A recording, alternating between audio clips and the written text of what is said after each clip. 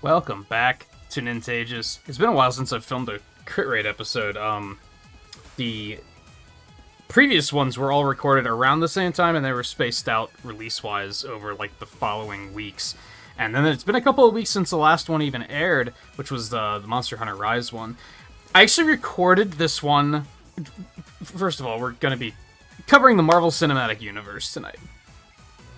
I recorded this one once, and there were two issues with it. One, for the icons on the tier list itself, I chose to use the movie posters, and they wound up very small, and I had a hard time telling which one was which. So I wasn't really willing to re-record it over that, if I'm being honest, though. That I was kind of like, well, if you're watching it, I'm going to be talking about them anyway, so it'll be totally fine. But then after I made it, like when I was making it, there were a couple of movies that I was like, you know, I haven't seen these in like a long time. I should rewatch these. So I did rewatch them after the fact. And immediately, with most of them, I was like, I actually liked this more than I thought I did. So the tiers immediately changed. So I decided to re-record it on that note. So I have the movie logos now instead of the posters. And I did save my previous tier list, but I didn't like memorize it or anything. So I'm going to be interested to go back and check to see how much my opinions have changed between that one and this one, even though there's only been about a month between them. But I'm not just going to recycle. I'm not just going to do the same thing. It's not scripted. I'm just kind of we're just going to hash it out. What else was I gonna mention? We're cutting it pretty close on this one. I wanted to get this done before Miss Marvel started airing.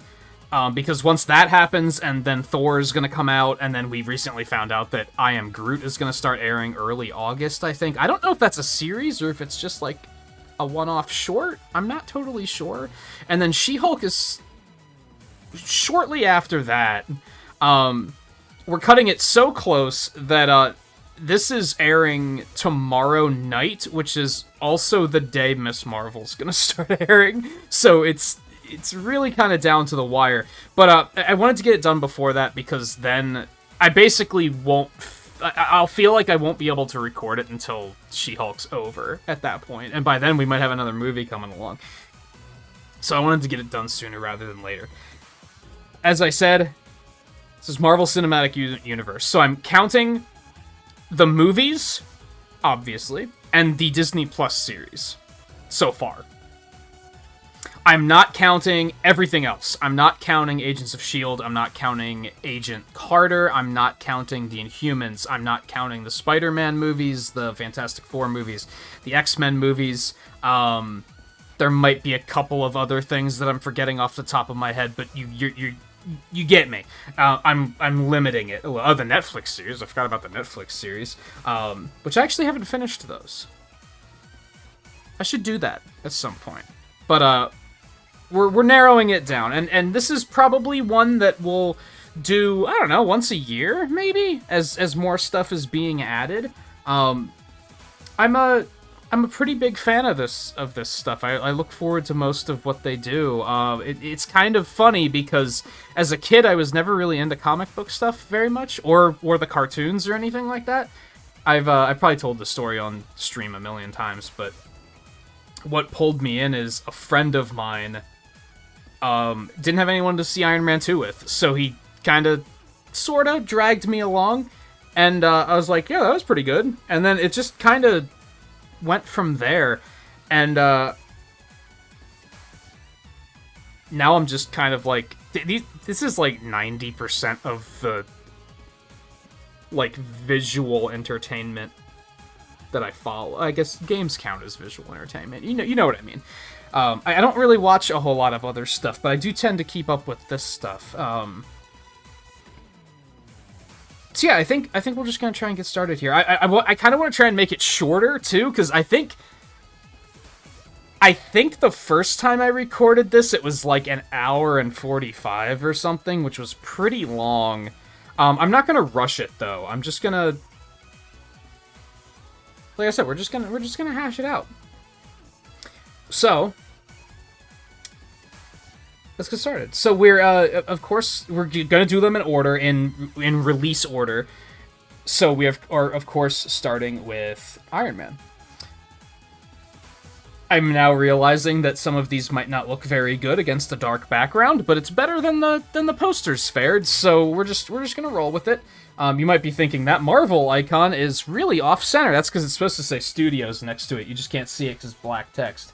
Whatever, it's fine. I think the first Iron Man movie is pretty good. I would probably give it an A. I think it's pretty solid. I think if you're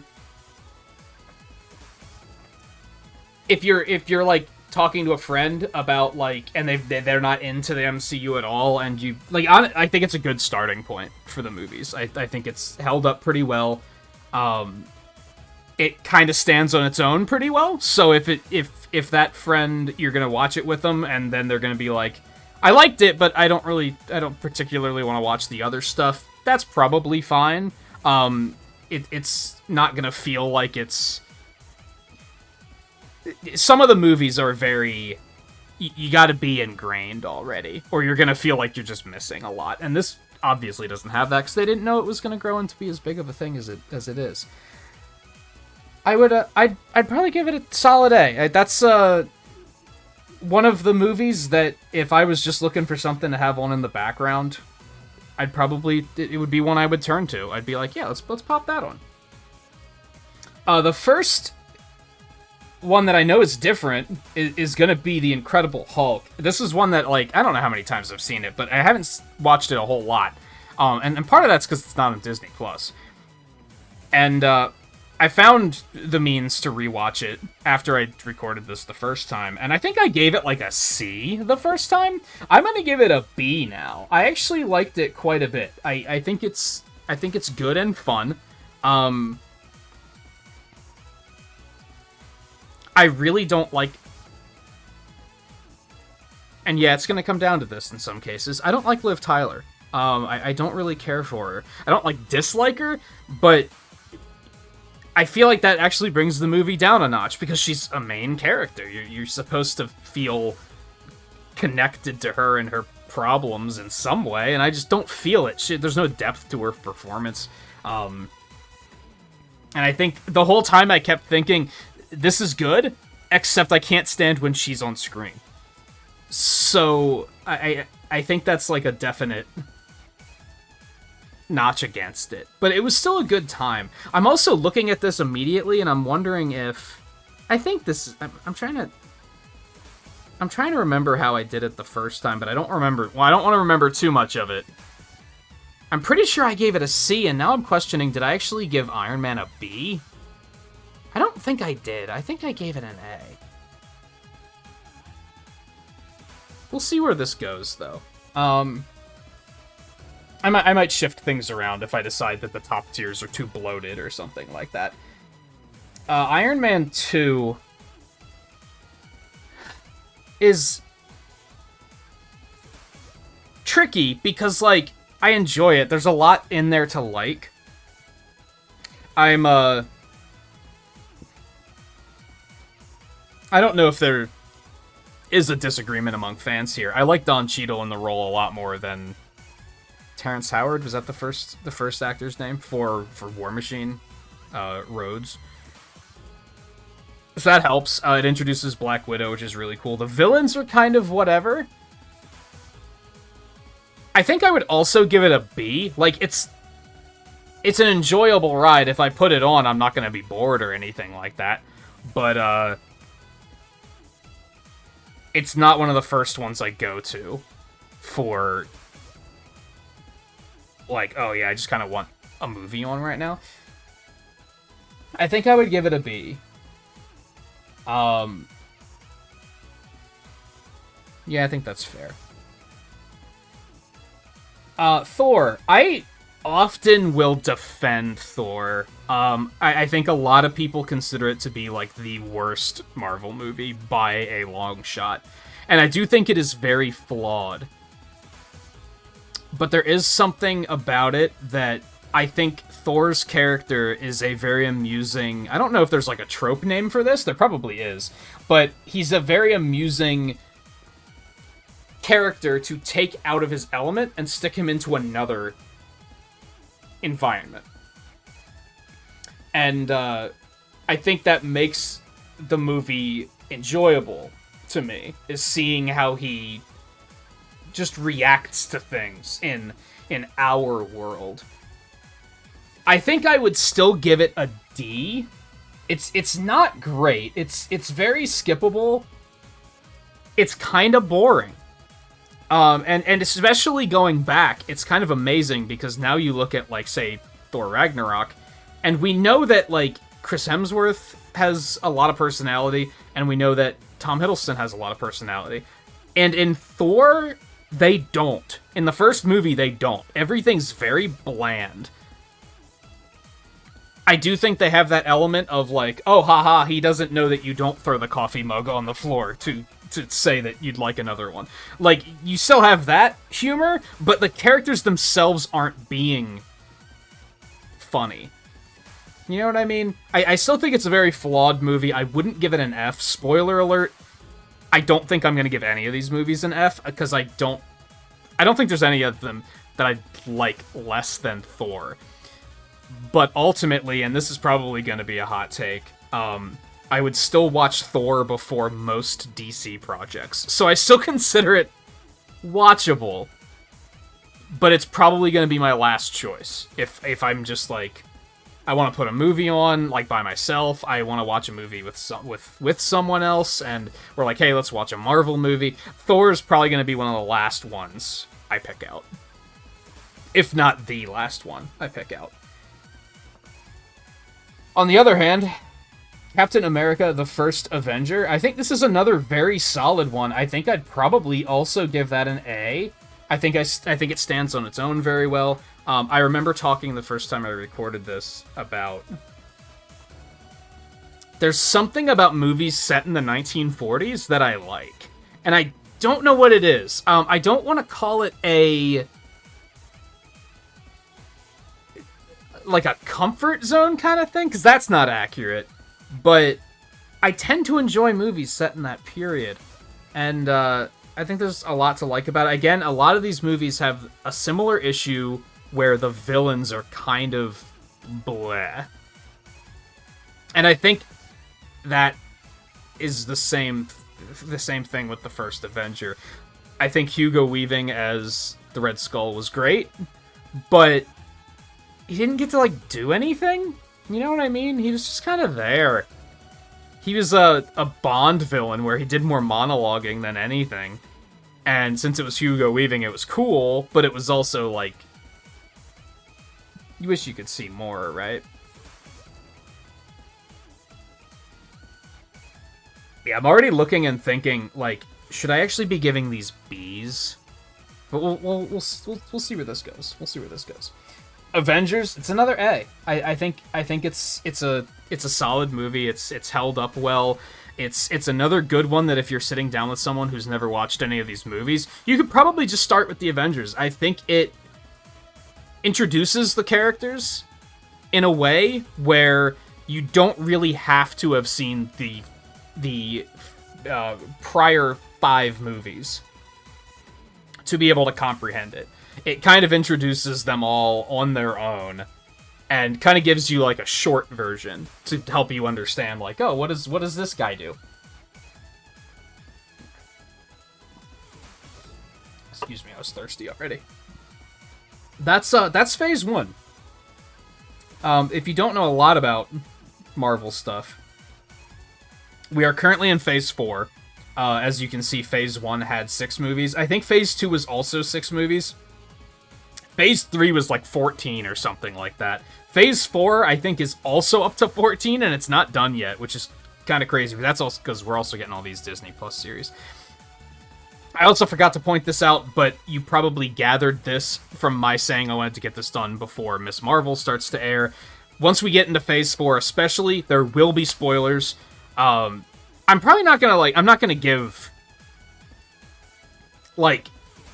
a rundown of here's what the movie's about, but I might mention characters or whatever. So, be sure to watch. Since they're in order, it's all going to be at the end of the stream, so to dodge out on those if you're still waiting to see these yourself. So anyway, on to phase two, which started with Iron Man 3. I like Iron Man 3 quite a bit. I don't think most people do. I might be wrong on that. I feel like nobody talks about Iron Man 3. Again, the villain's kind of whatever. What's the first movie that we have a good villain in? Like, I'm not even sure. There's a couple of good ones that could have been good, but anyway. On the one hand, they do, which, speaking of spoilers, this is, because in some cases there might be, like, plot twists that I'm going to be like, this is part of what makes the movie good, so of course I'm going to be talking about those, so...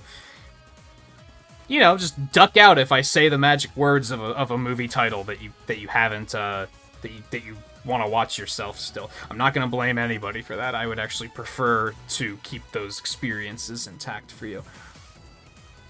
Iron Man 3 has the bait and switch with the villain, because they make you think it's the Mandarin, Ben Kingsley, but he's just an actor.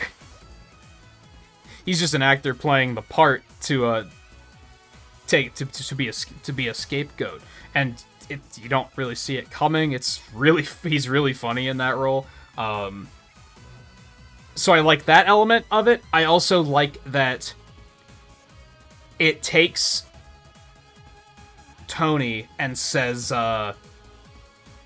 it forces him to get out of his comfort zone, because at this point in the movies, he's already depending on his suits a lot, and he's forced to get stuff done without his suits here.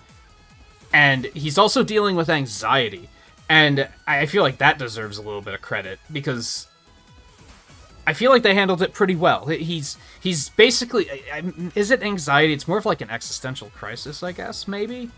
He's having panic attacks, though, so it's anxiety after the events of the Avengers, and he's like, oh shit, there's, like, aliens and stuff. I might not be able to always have the answer for these things. He just starts to break down a lot, and there's a moment in particular where he's panicking, and the kid, that I can't remember the name of, tells him, like, you're Tony Stark. Just build something. And he's like, oh yeah. And that's what anxiety is like. Sometimes the answer's looking you right in the face, and you don't see it at all. And you either need somebody to point it out, or sometimes you'll notice it and be like, oh. That changes everything. So it was... I don't know, it was authentic. It was relatable for somebody who deals with some anxiety. So I like that angle of it too. And the fact that it's good character growth, because he's faced with problems that he can't solve by just jumping into his suit and invincibling his way out of it. I like it a lot. I think I would actually give it an A. I think Iron Man 3 is pretty solid. Again, I don't hear a lot of people talk about it. I don't know if it's that they don't like it, or it's just... I have a feeling after every Avengers movie, a lot of people just say, alright, that's enough, I'll come back for the next Avengers movie. So I think that might be part of it. I'm not sure, though. I don't know. I like it, though. Again, I think the villains maybe a little. I like the villain bait and switch, but otherwise I felt like they were kind of like, eh. It's like, it's okay, I guess. I don't know. Thor: The Dark World. This is another one that people consider to be one of the worst of the movies by far. I like it a lot better than Thor. I do still think I think it's a C. I like it a lot better than the first movie. It's very dramatic and intense, and I think that's something that people don't like about it, because it's very serious. But it's also very... What's the word I'm looking for? I think intense is a good word. There's a lot of shit going on in this movie. And there's a lot of, like, oh god. That just happened. And it's a wild ride. It is, like, very, very serious, though. And again, the villain is, like, who cares? Which I remember being really disappointing because a friend of mine, the same friend that got me into all this stuff in the first place, was also a Doctor Who fan. And I believe the actor that plays Malekith was also one of the Doctors. So I remember he was excited about that, but he's just such a who cares of a villain. And again, a lot of these movies have that problem. After that we have Winter Soldier. And this one's a little tricky for me. And it's also... So, Winter Soldier and the first season of Agents of S.H.I.E.L.D. run right alongside each other. Ish. I guess I would say that the first season of Agents of S.H.I.E.L.D. basically runs through the duration of Iron Man 3, The Dark World, and The Winter Soldier. But it culminates in the events of The Winter Soldier with Hydra taking over S.H.I.E.L.D. I saw Agents of S.H.I.E.L.D. first. So when I watched Winter Soldier, I already knew that Hydra was going to be a big part of it. Like, I already knew... there was no, like, plot twist there. I already saw that coming. I'd be curious to know how I would have felt about the movie had I not seen that coming. Despite that, I still think it's a very, very good movie. I think the villain is maybe just okay, which would be, Secretary Pierce? Is that what his name is? I guess the bigger antagonist, though, would be the Winter Soldier, and I think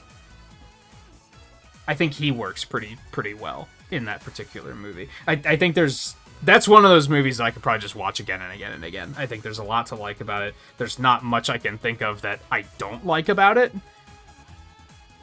I think that's a solid S.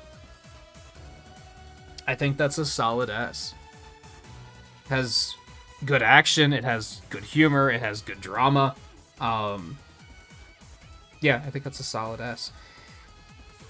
Guardians of the Galaxy. This wasn't one that I meant to rewatch after I did the first recording of this, but I did rewatch it.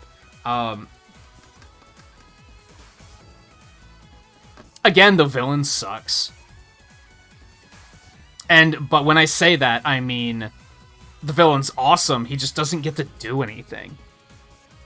Which is really disappointing. I think that really kind of knocks the movie down a little bit for me. I think otherwise it's a solid experience.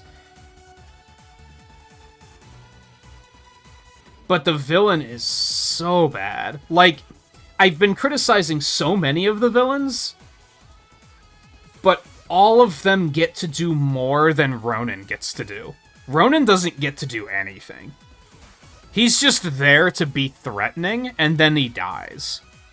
Like, and he's not even that threatening. He doesn't even really get, like, a show of force so that you're like, oh god, this guy means business. If you know anything about, like, the cartoons or anything, you probably know he means business. But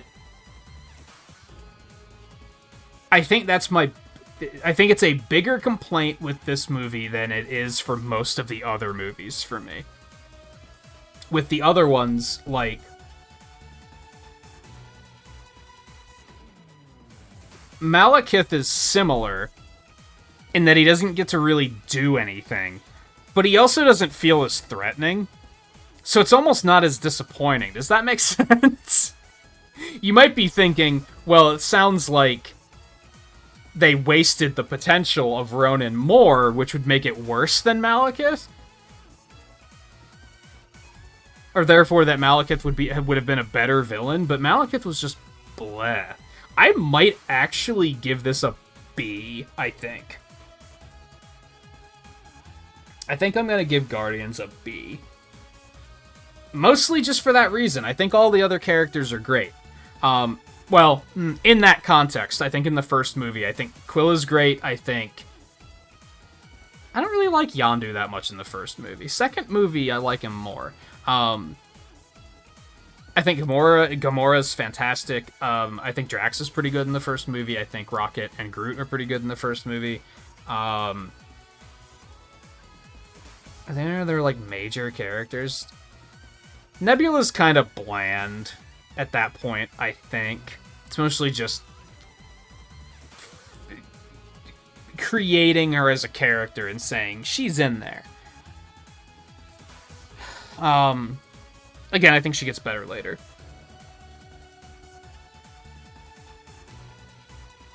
But man, I feel like Ronan is just so wasted.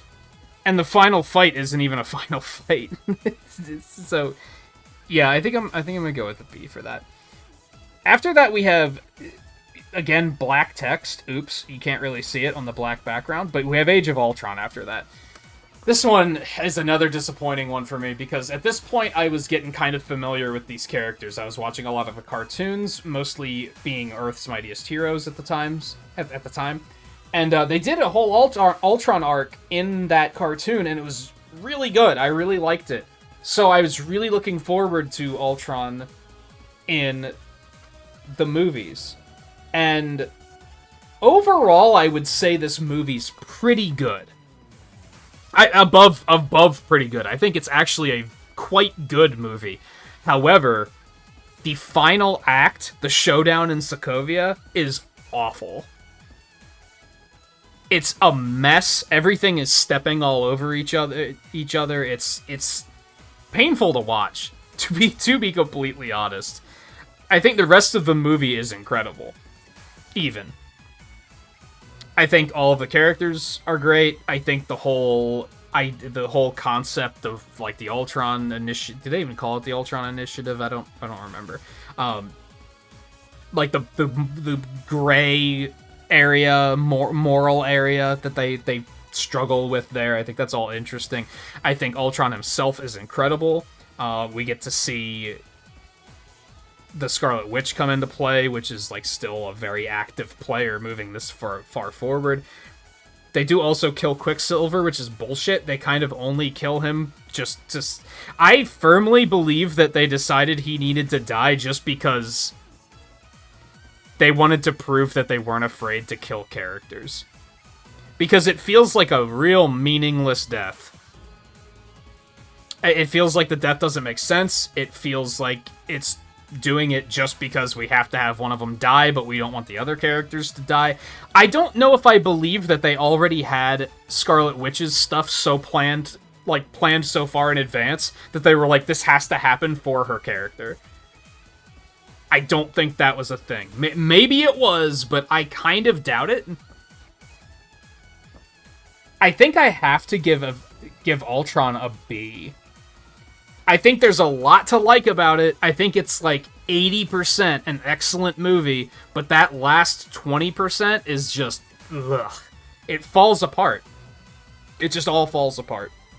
Even the people who never frown eventually break down. After that, we have Ant-Man, which is also excellent. I think Ant-Man was the first one for me where it didn't quite feel like a Marvel movie. It felt like, because it's a heist movie, so it feels very different compared to the other movies.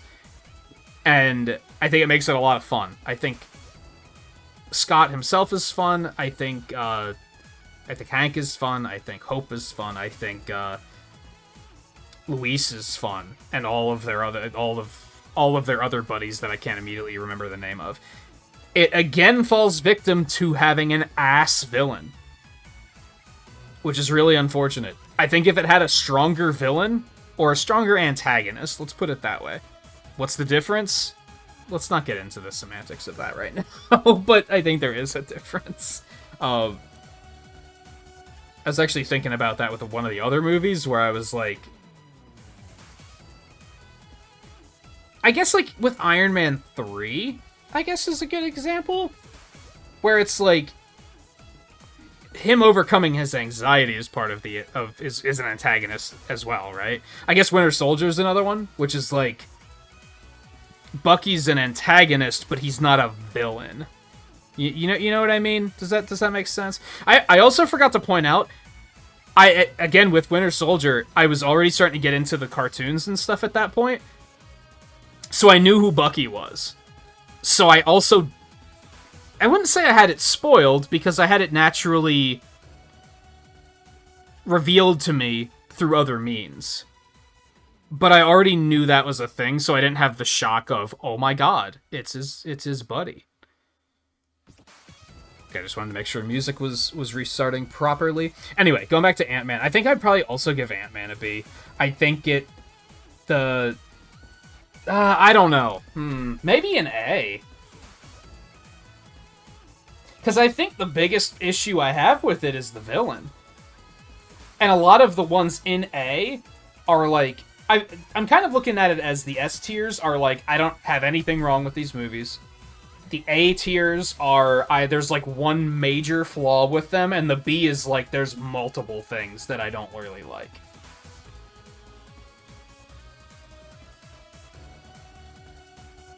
Except some of these are already like... On that note, Hulk and Iron Man 2 would be A's, because really the only issues I have are the villains. But I have a bigger issue than I do with the A's. Does that make sense? Okay, we'll keep Ant-Man in the B's, I think, for now. Okay, so that's everything in Phase 2. So now we're moving on to Phase 3.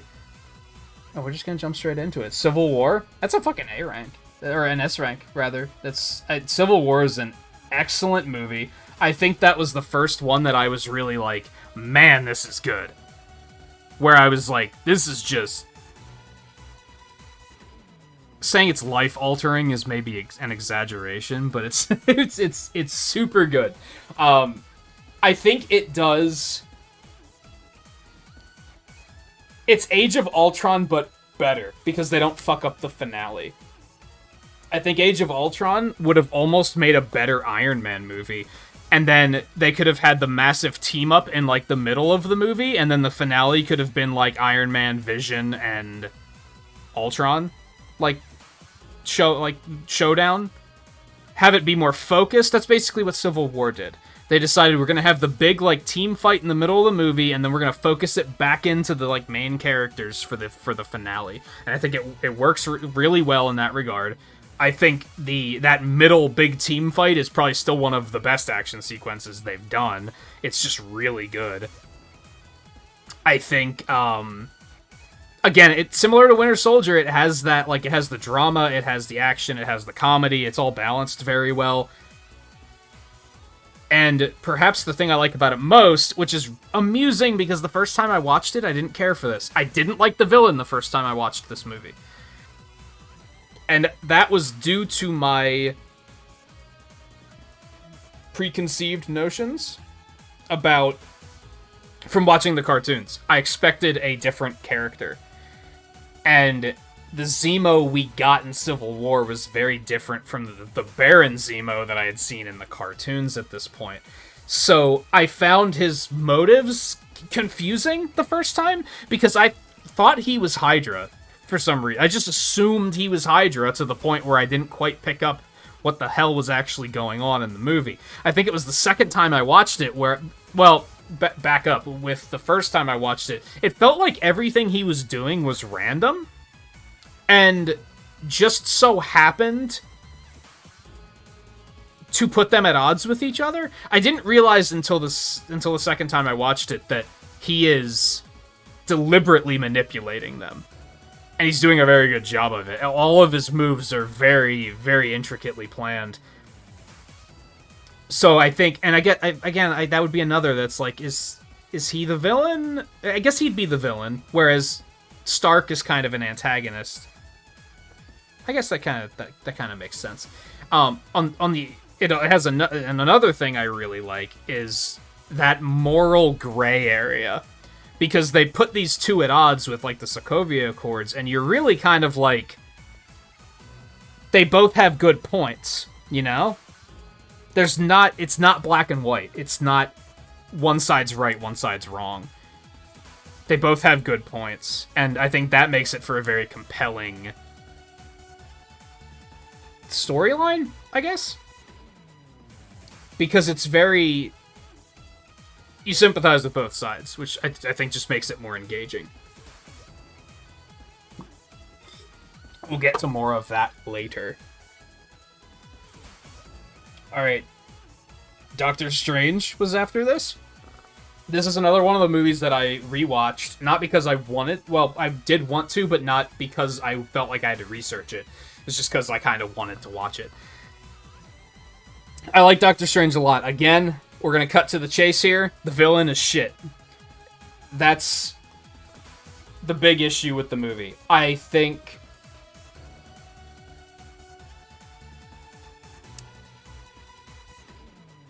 I'm trying to think if this is an A or a B. Most of what I like is that the action sequences are very imaginative. And I think that's some of my favorite of, like, this second half of Marvel movies, is when the action sequences are like, wow, how the hell did they think of this? And sometimes they don't make sense, but, like, who cares? It's cinema. So I don't knock it for that. I appreciate the originality of it more than anything, I think.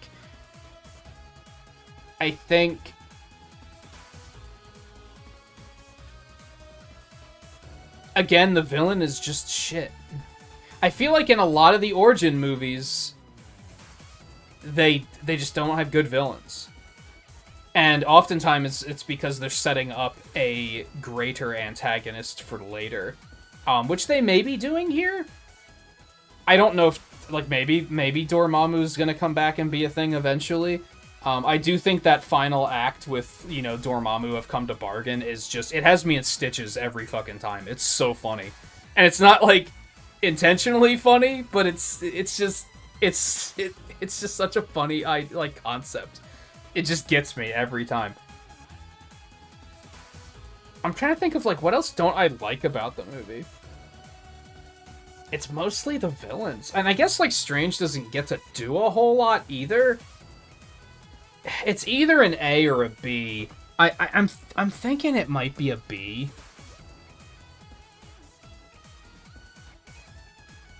But I almost want to give it an A.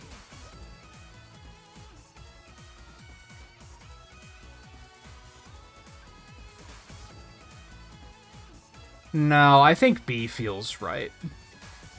Because I'm looking just up at, like, Iron Man 3 and thinking, okay, let's compare these two. What do I dislike about Iron Man 3? What do I dislike about Doctor Strange? I don't really like the villains, but Iron Man 3 has that additional bit of antagony. I don't think that's a word. You know what I mean, though? Where he has other issues to deal with. I feel like Strange kind of does, but it's not on the same level, I don't think. It's not as compelling. Because he just kind of gets swept up in this whole thing, right? Like, he seeks it out for his own purposes. So he does have his own things going on, and then he gets swept up in all this stuff that's larger than he is, etc. But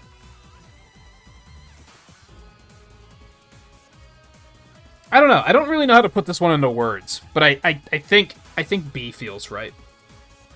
And I'm trying not to spend too much time on any of these. We're probably only about halfway through at the moment. Even though we're, like, into phase 3 already. But I'm almost regretting recording this right now, because I feel like I'm having a hard time, like, explaining my points on some of these, but hopefully I'm doing a good enough job that people are at least understanding what I'm talking about. Alright, Guardians of the Galaxy Level 2? Volume 2 after that. I think I'm gonna go ahead and give that a B. Compared to the first Guardians of the Galaxy, it's a complete trade-off as far as I'm concerned. The villain is significantly better. I think Ego is really cool. But then some of the Guardians, their characters really falter. I also mentioned that Yondu is a very good character in this movie, I think. And Nebula becomes a very cool character as well. My big complaint is that mostly that Drax is the butt of the joke in this movie. I don't feel like Drax gets to do anything cool. He's just kind of there so we can laugh at him, and that's a big hit against it. I also don't find Mantis to be that terribly compelling of a character. I think Quill and Rocket both start slipping down this slope of they're just becoming more of assholes. And I think this potentially gets worse later for one of them. We'll get into that later. Overall, I'd probably put it on par with the first Guardians, though, mostly because I think Ego fixes it. I think the villain kind of brings it back to a point where I'm like, this is still, like, really enjoyable. We have another small problem here. I think all of the Spider-Man logos, their subtitles are in black text, so I can't tell them apart. I'm pretty sure, I mean, due to the ordering, we would know this is Homecoming. Homecoming is one of the ones that was the other one that I wanted to rewatch. Or no. Yeah, yes. It's one of the first ones I rewatched. Let me put it that way. I rewatched Hulk and Homecoming, like, straight away after I recorded this the first time. And again, I think I gave Homecoming, like, might have been a C, honestly. I put it pretty far down there. And then I watched it again, and I was like, no, this is pretty good. I like this.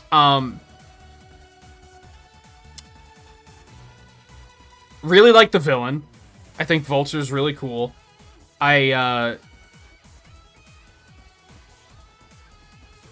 See, unfortunately, I can still only really think of the parts I don't like.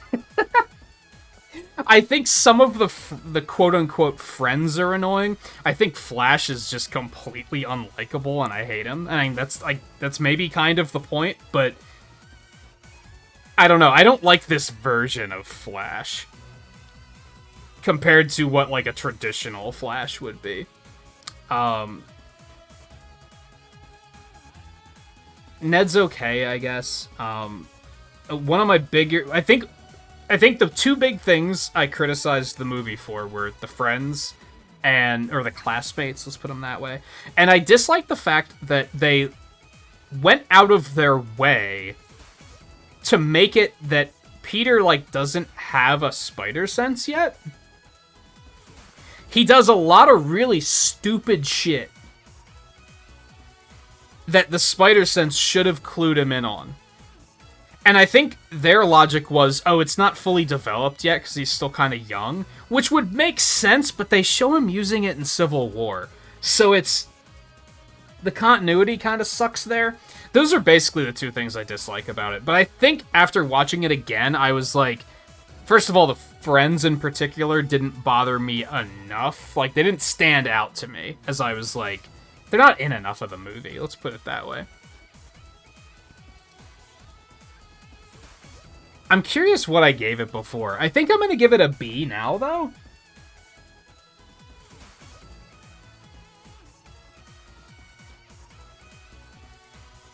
I think I'll give it a B.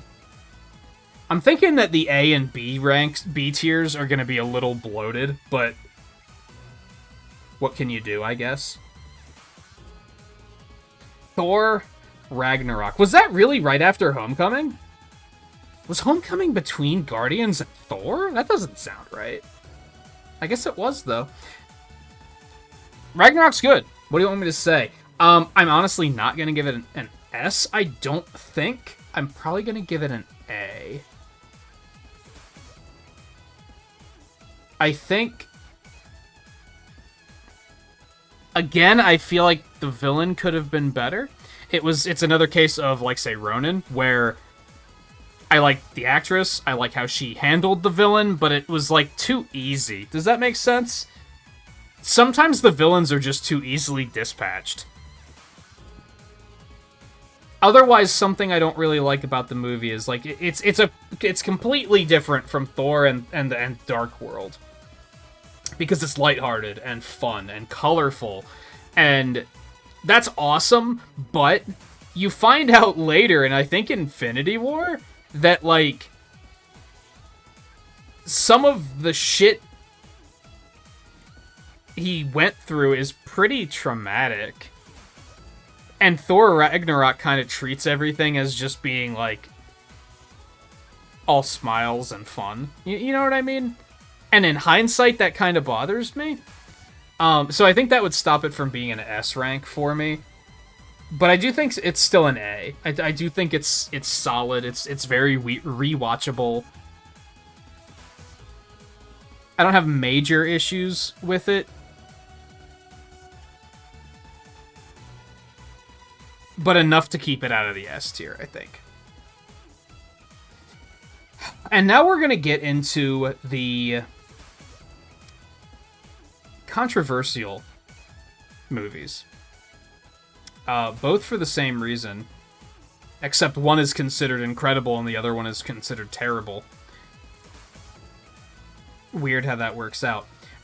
Black Panther's the next one.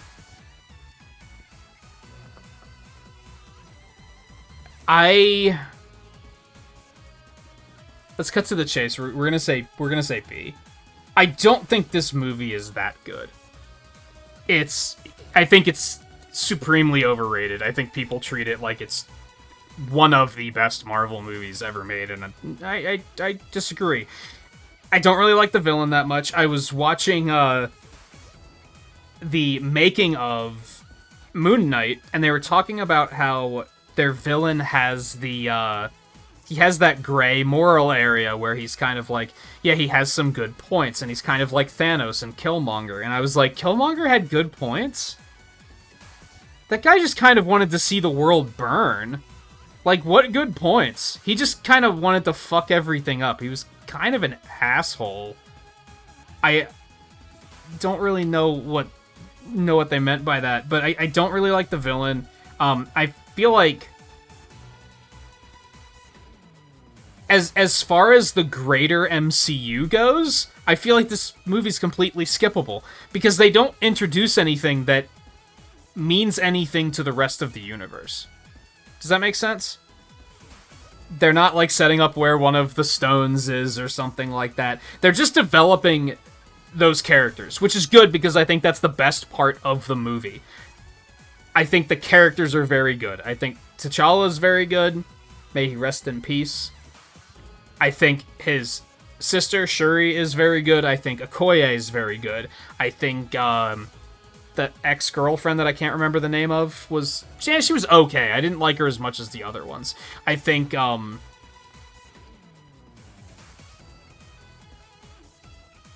FBI guy, Ross? Is his name Ross?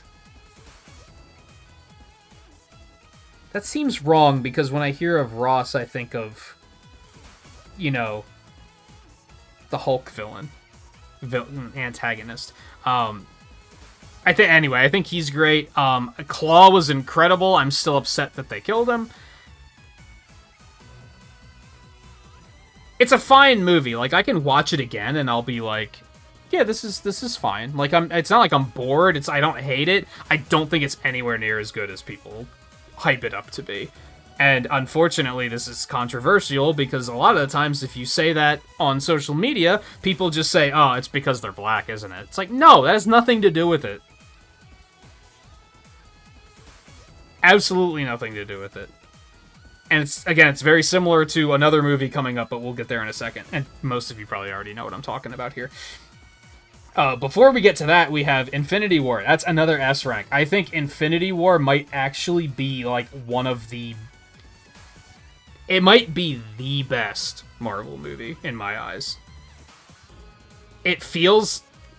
Compared to Winter Soldier and Civil War, those movies still feel very grounded. Like, in reality. Infinity War feels like a comic book movie. I think it's presented very well, where they're pulling all of these threads together into, like, one thing, but you don't necessarily... I think, again, similar to Avengers, the first Avengers, they're all introduced in ways where you kind of don't have to immediately know who's that. They present the characters in a way where they hop on screen and they do a thing, and you're like, okay, I understand what that guy does. Does that make sense? I think it's very good in that regard. I think it's intense and suspenseful. There's a lot going on, and it really has no breaks. It just keeps going because they have a lot of ground to cover. Most importantly, I think Thanos is an incredible villain because he has that moral gray area that we were talking about. You listen to the guy and you're like, you're insane, but you're not wrong. And I think that makes it very interesting. It makes him relatable to a point. Maybe not relatable, but you can sympathize with him because you understand he's trying to help. He's fucking insane, but he's trying to help. And I think that makes him a very interesting villain. He also fucking wins, which is wild. I feel like it's going to be a long time before we see another movie like this where they outright let the villain win and do it as well as they did here. A lot of other movies are probably going to try to do it, and it's going to come off as you're just trying to copy Infinity War. I'm trying to think if there's anything else I want to touch on where I'm like, oh yeah, this was also good. On a personal level, I don't like that they killed Gamora. That felt especially tragic because it felt too early. It felt like there was a lot they could have done with that character, and that was unfortunate. But I also understand why they did it from a storytelling perspective. Because, and again, it's tragic, so it makes sense from that perspective too. I just like the actress, like the character. I would have liked it to, and they're gonna find ways to do more with her, but we'll get there. We'll get there in a second. Maybe not, because I don't think we're gonna talk too much about the future of the MCU. We're gonna just talk about what's already been done. I guess I don't want to go off the rails and be like, let me nutshell version it really quick. In Endgame, they then basically bring Gamora from a different timeline into this timeline. So there's still a Gamora around, but she doesn't have like any of her memories or anything. So my concern is that Guardians 3 is... I don't want to watch Peter Quill try to make her fall in love with him again. Similar problem that we'll get to with Spider-Man, because at the end of which, okay, if you haven't seen No Way Home, you might want to back out now. At the end of that, nobody remembers him. I don't want to watch him try to figure out how to make MJ fall in love with him again. That's not interesting to me. Unless they can find a way to do it in a way that's completely different than it was before. But, like, I don't want to... That's not... Those are concerns I have moving forward. Another issue on that note is that I think Infinity War is when Quill starts to become a total unlikable asshole. I feel like I don't have to go into why. I think he's just annoying in this movie. And again, I'm maybe a little worried for Guardians 3 in that result. He was already a little annoying in Guardians 2, but since he was dealing with, like... He was still kind of like the main character since he was dealing with his father and everything. He still had moments of being more relatable, but in Infinity War, I feel like he's just unlikable. I feel like a lot of the Guardians didn't really have a reason to be there, and that might have been why they decided to dust them all. Except for Rocket and Nebula. But anyway, I've probably been talking about Infinity War for 10 minutes already, so I should probably move on. I really like it. I think it's excellent. I think it's probably one of the most rewatchable ones. I think it's just good. Ant-Man and the Wasp. I've still only watched this one like 3 times. This is another one that I think people don't like. And I don't know why. I think it's a very likable movie. You get a lot of the same fun stuff from the first movie. You get the same characters. It's still kind of got some heisty moments to it. We introduce Hope as Wasp, and she's awesome. She kills it. Again, the villain is kind of bleh. It's kind of bleh. I think it has a lot of good moments. I think it's got good action. I think it's funny. I guess it's kind of lacking in drama. I think this is also when we start getting to the point where people started to point out that Marvel movies were starting to all feel the same. They're starting to all feel like they have they all kind of have the same tone, the same formula. They're starting to feel formulaic. I'm guessing that's what people didn't like about it. I liked it, though. I thought there was some likable stuff in there. I need to watch it more. I would probably give it a B. Maybe an A after watching it a couple more times? Maybe? I don't know about that, though. Because that automatically implies that I like it more than the first Ant-Man. I don't know if that's the case. I do think adding Wasp into the mix, kind of just makes everything better. Hi, kitty. What you doing? I'm recording. Do you need something? Or are you just being cute? You just want a little head pat? Now the other controversial movie, Captain Marvel. This one is the polar opposite, where everybody hates it, and you'd think that when people hate it, that people would just, the other people would just say, oh, it's because she's a woman, isn't it? But nobody accuses anyone of that. If anything, if you like it, you get accused of liking it only because she's a woman. It's fucking weird. I don't get it. I don't get society. It's fucking weird, dude. I don't... It's a complete different tangent, but Phase 4 is doing a good job of setting up a lot of more female characters, which is excellent, because if you look at, Phase 1, it's basically just Black Widow, right? And I think through a lot of Phase 2, it was kind of only her. There's probably some in there that I'm just forgetting about, but they're just kind of absent. I would argue that maybe Civil War really anchoring Scarlet Witch as a new character. And I guess Guardians with Gamora. But they're so disconnected from everything else since they're, out in space. But anyway, they're doing a good job of setting up more female characters in Phase 4. And there are people that hate that. And I don't understand why. It's so weird. How is that a bad thing unless you're just sexist? If it felt like they as a studio were trying to push some sort of fucking agenda on us, yeah, that might suck. But I don't think it feels like that. They're just trying to introduce fun new characters that people are gonna like, and I think they're doing a good job of that. Anyway, that's a completely different tangent that I probably shouldn't get too far into now, but it's something that frustrates me, because every now and then I'll see the quote-unquote MCU be trending on Twitter, and it's just people being like, oh, these fucking female characters. It's like, what? How? Are you 12? Or a Neanderthal? What's wrong with you? Probably the same person that would get offended if somebody tried to say, oh man, there's too many male characters. Anyway. Society's fucking weird.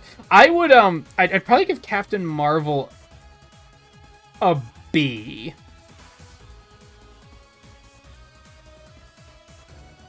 There's a lot to like in Captain Marvel. I like Carol. I think she's cool. I like the 90s setting, and you get a peek into the MCU of yesteryear, and you get to kind of see it was even before Iron Man. So it's neat to see young Fury, young Coulson. You get to see stuff like that. I think where it again falls flat for me is probably the villains. They try to paint the Skrulls as being the villains, and then I don't know, in Act 2, you find out that they're not. It's just that the Kree were painting them as villains, and they're just a bunch of they're at war basically, and the Kree are just hunting refugees, women and children, and just killing them without hesitation, and they're being just kind of just assholes. And you find out that the Skrulls aren't evil. They're just kind of fighting to stay alive. The problem with that is I think that's all really good. It's presented well. I think it makes the Skrulls you can sympathize with them and everything. The problem is that the Krees fall flat as a villain. they don't back it up with, oh no, here's the actual villain. That's basically... There's like 3 elements to that. There's Jude Law's character, whatever the hell his name is. And his like team of mercenaries. There's the Supreme Intelligence, I believe they're called, which is kind of keeping Carol's powers in check. And there's Ronan. He gets to make an appearance, which is cool, but again, he doesn't get to fucking do anything. He just sits in his ship and looks cool. So, once the Skrulls are... Once you get the misdirect and you're like, oh, they aren't the villains, what you're misdirected onto isn't anything that special. It's just kind of like, oh, okay. And now they're dispatched. Moving on. So I think that's where it falls apart for me. Most of these movies I've probably... most of later Phase 3 and Phase 4, I've probably only watched, like, 3-4 times, maybe, at most. And some of those viewings might have been in the background while I was doing other stuff. And again, I think Captain Marvel also falls victim to the Ant-Man and the Wasp problem, where it feels very formulaic. Not only does it feel very formulaic and feel very Marvel, but it's an origin story. And I feel like the origin movies tend to be kind of bleh a lot of the times. I've said before, and this is skipping ahead to Phase 4, but I think it would be a good idea for them to start introducing new characters through the series. Because then you get 6 hours to really sink your teeth in on these origin stories, and you can go into a lot more detail. You don't have to feel as rushed. And then work them into other projects. I think they're kind of doing this with some characters, and I'll be interested to see how it pans out. I guess the downside with that is it means you have to watch all of the series, which I think some people don't like. But at this point, there's going to be no avoiding that, I don't think.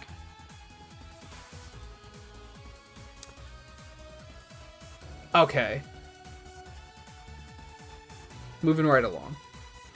Endgame. Potential hot take? I would give it an A. I think Endgame is very good, but I will say one issue I have with a lot of the movies that are going to go into the S tier is that you have to have watched a lot of the other movies to really get what's going on. And as I just said, that's kind of unavoidable. However, Endgame, that's its whole shtick. I think Endgame is very good, but Endgame is it's a look back on the past 10 years of movies. And it's wrapping it all up nicely. It's revisiting things, it's fixing what Thanos did. And when it comes to that, I don't think it stands on its own as well. It's slower paced because there's a lot of them just kind of... You get a peek at... Because 5 years have passed, so you get a peek at like what their lives are like now that 5 years have passed.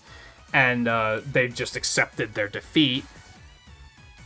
It's not as no breaks as Infinity War is. I think, honestly, if it wasn't for the finale... The finale is, like, super good. Like, if we were just rating, like, action sequences, that would be an S tier for sure. It's very good. And I think that's what's keeping the movie out of, like, B, if I'm being honest. It's very nostalgia-focused, where it's like, hey, look, it's the Battle from New York, again. And to a point, that's, like, kind of okay. But, like I said, it just doesn't stand on its own the way Infinity War does, so I can't also give that an S. I think Infinity War is just the better movie at the end of the day. So I'm definitely in that camp. I think people think one or the other is better depending on what they like in a movie. Spider-Man Far From Home. This is the one with the Mysterio. This one is very difficult for me to rate because I've only seen it once. I saw it in the theaters. And that was a while ago. That was 2018? That was 4 years ago already. I've never seen it a second time because it's not on Disney Plus. I remember liking it, but I haven't thought about it enough to really, like, think about it critically and figure out, like, how do I really feel about it. I remember liking Mysterio.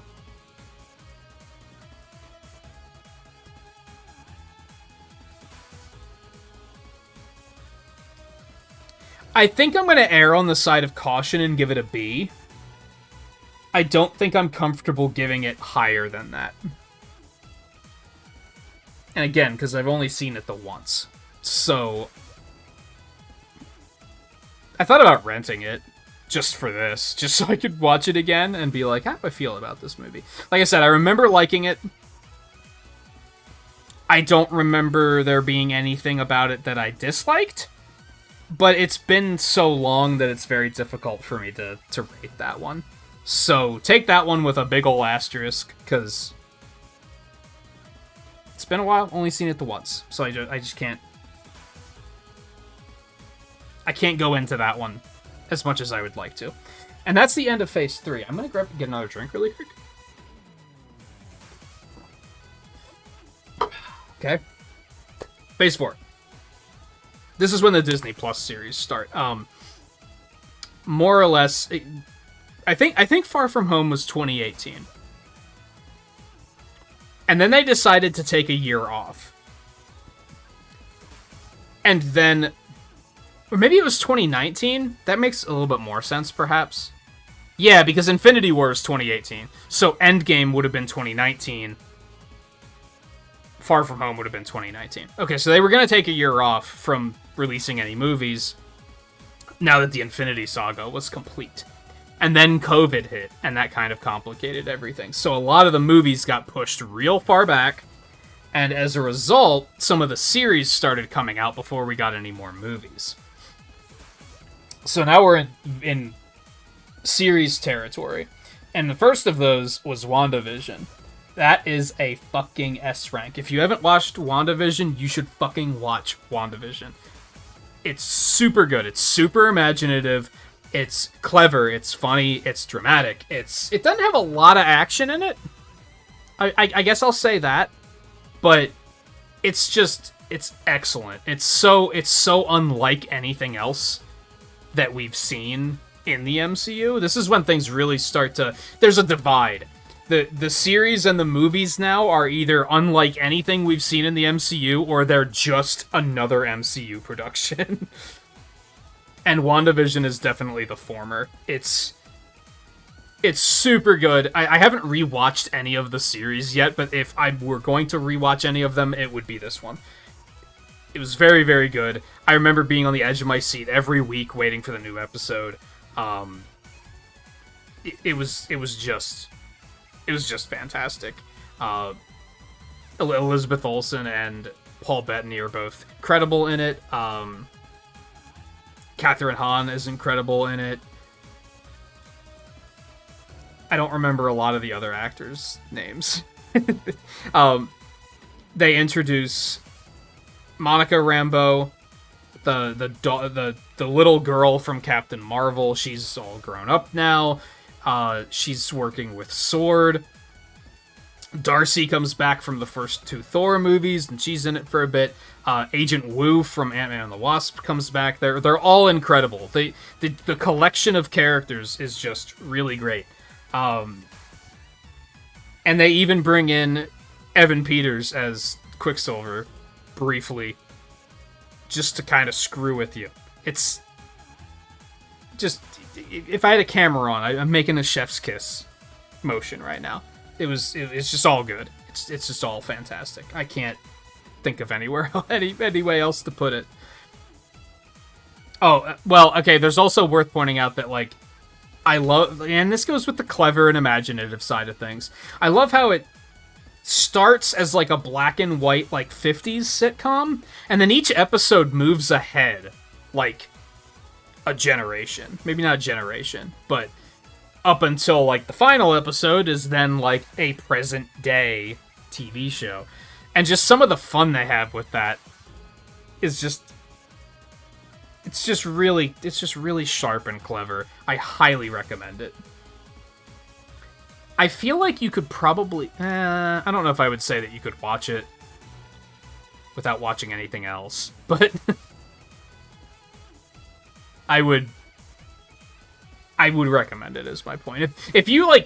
If you were in the camp where you were up to date up until Endgame and then you kind of fell off and you haven't been watching any of the new stuff, I would highly recommend that before probably anything else. I'm probably done swooning over that now. Also, Elizabeth Olsen is just... she's magical. No pun intended. She's just so good. On the other hand... Falcon and the Winter Soldier. I'd like to rewatch this one, too. I think there's a lot of interesting stuff in there. I like Anthony Mackie. I think he does well as Falcon. I like Sebastian Stan as Bucky. I like that their chemistry is great. They bring John Walker in there, and that was very interesting as like the new Captain America. And boy, does he fuck it up. I mean, the character fucks it up. The actor does a great job. Zemo gets to come back for a little bit, which is really fun. There's a lot of good stuff in there. They deal with some interesting like social and moral issues that are especially topical in today's social climate, and I think they're all handled pretty well. Sometimes I feel like it's tough for me to know if it's handled well or not because I'm just a guy. I'm just a white dude. So I guess ultimately at the end of the day, I don't know if it's been handled very well. I thought it was, though. But it feels very MCU. Out of everything in Phase 4, there are two projects that just feel very formulaic MCU. And this is one of them. I think I would still give it a B. I enjoyed it more than I didn't enjoy it. Does that make sense? I was still, similar to Wanda Vision, I was still, like, every week, like, oh man, new episode tonight. I can't wait. So I was still, like, excited for it. But it was also just, I don't know. It felt like there was something missing. Does that make sense? And I guess that something missing was that it just didn't have anything that made it pop away from everything else. It just felt like more Marvel. Which isn't necessarily a bad thing. Because even with the stuff that's just more Marvel, they still do a pretty good job of making it, right? It's still, like, well made. It's just... I guess you want something a little bit more to it. But I think it was kind of brave. It tackles a lot of issues that a lot of pieces of media would either be afraid to tackle or wouldn't do their research to make sure that they're tackling them properly. It felt like they did here. I also watched the making of the series, so they talked about it a bit there, which is part of what makes me think that they handled it well, because they talked a lot about just, you know, researching things, talking to people who were in similar situations to get, like, real-life experiences put into it and such. I'd be interested to watch it again. Unfortunately, I feel like a lot of the series are not going to get watched a second time, at least for quite some time, because they're just so time-consuming.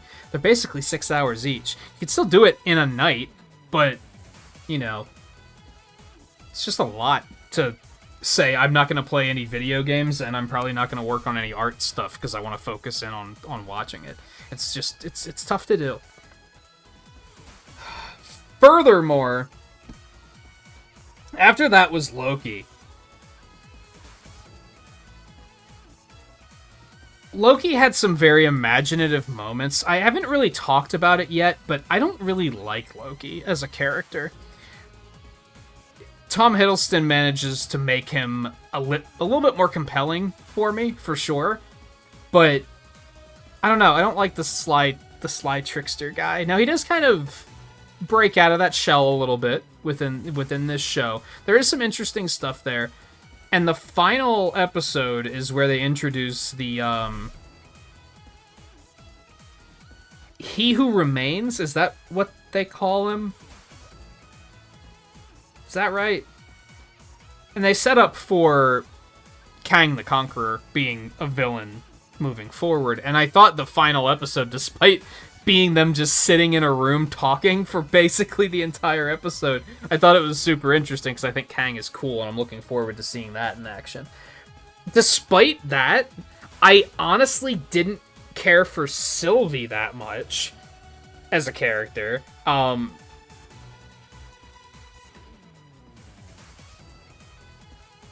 Owen Wilson's character is great, and I can't remember what his name is. It's very close to Morbius, but it's not Morbius. Is it just Mobius?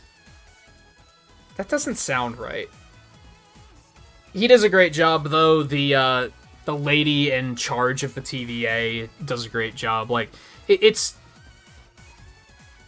was mostly fine, but this was probably the series I was the least excited for. I wasn't on the edge of my seat every week for this one, going, man, I cannot wait for the next one. It was just, it almost felt like work, if I'm being honest. It was, oh yeah, I got a new episode tonight, I gotta watch that. I found it kind of boring, if I'm being honest. It did have some interesting concepts, but it felt like a series that was just world building. Like, they were just setting it up for, this is our 6-hour documentary explaining how the multiverse works, kind of. I don't know. I didn't care for it that much. I think I would actually give this a C, and I know a lot of you are probably thinking, when the hell are you going to put something else in the C or the D tier? I think this is it. Almost hate to say it. Because I don't know. That's one I don't particularly want to watch again. It just didn't really do anything for me. After those, we finally had our first new movie, which again, black text, whoops. Black Widow finally came out. This got delayed and delayed and delayed and delayed because of COVID. Because people couldn't go to theaters, and they really wanted to save it. I think they thought, we'll just wait until COVID's over, and then we'll put it in theaters. And then COVID lasted longer than they expected it to. So did it even go in theaters? I don't think it did. I think it was only a Disney Plus release. And this, similar to Falcon and Winter Soldier, has an issue where it feels just very formulaic MCU. It's just very, I've seen this movie before. You know what I mean? And it doesn't help, rather, that it came out after Endgame, in which she dies. So it's obviously a prequel. It takes place after Civil War. Immediately after Civil War, pretty much. But, like, the problem with prequels sometimes is that you don't have any stakes. Because you know that she survives.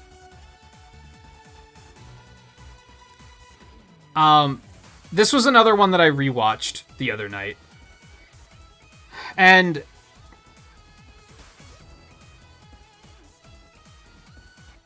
I'm kind of thinking B.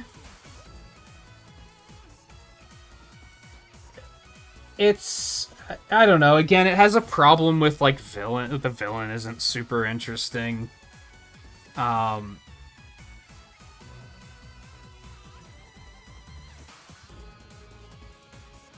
It's really tough because, like, I think B is probably fair. Honestly, I could probably go back and I could probably move Thor down to B, down to F rather, Dark World and Loki down to D, and then split B up into B and C. I don't know if I want to do that though. I think I kind of want to just get this done and keep moving. Keep moving and get it done, rather. I don't hate Black Widow. It's fine. It's a fine movie. I don't have any complaints about it.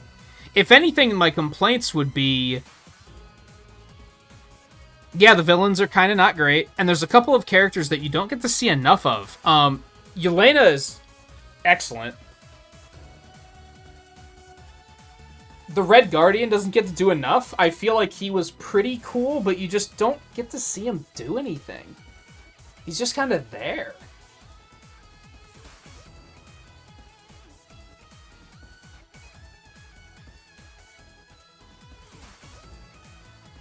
I'm looking at the list and thinking I should split up B into B and C. I don't want to, though. That's gonna keep us going for like another 30 minutes at least, if I had to guess. I'm gonna leave it in B. It's fine. It's just... It's not more than fine. You know what I mean? It's just fine. Then we have What If. I hesitate to put What If on here because it's not canon. It's... The concept of What If is it's an animated series that takes key MCU events and then just twists them a little bit. I think the first episode is what if Peggy Carter got the super soldier injection instead of Steve and becomes Captain Carter. It's stuff like that. So you gotta have experience with the other movies, the other content, but What If isn't going to be relevant in the movies, or at least it isn't yet. If anything, you'd think it would have been relevant in Multiverse of Madness, and it was not. So I hesitate to put it on here because of that, because it doesn't really add into anything. However, I think it's a really fun series. I think I'm going to give that an S. It's snappy, because the episodes are like, I don't know, 45 minutes? They do a lot of just interesting and just clever ideas. They bring back a lot of the same, like, the actors from the movies, so they kind of still feel like the same characters. And then I think an issue that I had with it early on was that all the episodes are separate. The first one is Captain Carter, but then the second one is what if when they go to abduct Peter Quill, they accidentally pick up T'Challa instead. And T'Challa becomes the Star-Lord. And it's completely... their episodes are all removed from one another. But they do coalesce into the finale. And they all come together. Which is really cool. I was worried at first that there wasn't going to be a good payout. You know what I mean? But there does wind up being a good payout. I think it's even a 2-part finale.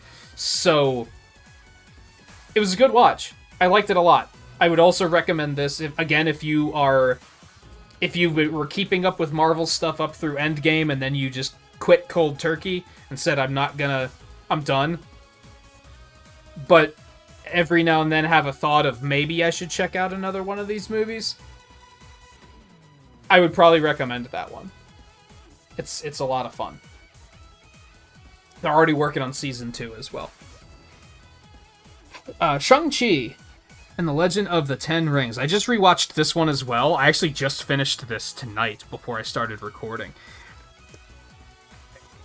There's something about this movie that really bothers me, and I feel bad because I feel like I shouldn't hold it against it, because it doesn't make the movie worse.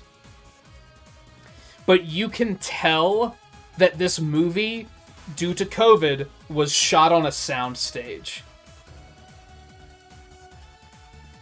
There's something off about the lighting. The characters don't blend into the backgrounds the way they're supposed to. Everything looks a little fake. And it's a shame, because I feel like it's a good movie otherwise. I would say I mostly like it. I've only watched it twice.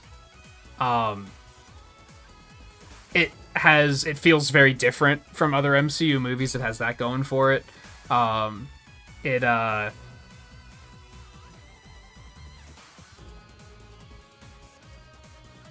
was going to point out other stuff, but really all I would be saying is finding other ways to say it feels different from the other movies. It does a lot of stuff that's just, you don't get to see it in the other movies. When it comes to action, when it comes to visual effects, I think 10 Rings themselves are... I forgot, this is probably my favorite thing about the movie, is that the 10 Rings... I read that in the comics, the 10 Rings were actually rings that were worn on the fingers.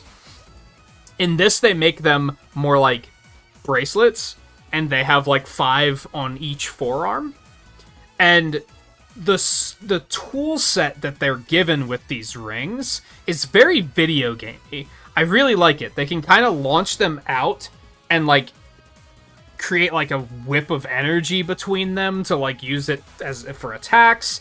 They can just like shoot one as like a blast of like a projectile. They can toss them up into the air and then kind of like use them as platforms.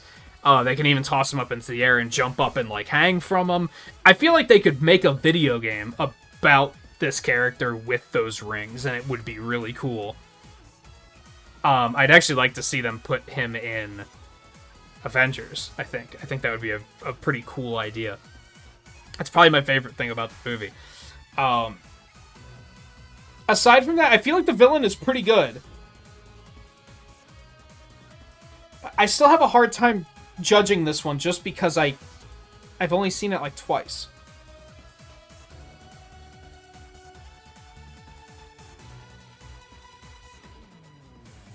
I'm thinking also B, which B is getting very bloated now, for sure. In fact, I think it's going to overflow, because looking at some of the other stuff we still have left, I think there's going to be some other stuff going into B still, too. But I think B feels right. Although I'm still looking and thinking that I should separate B into B and C. Should we take the extra time to do that?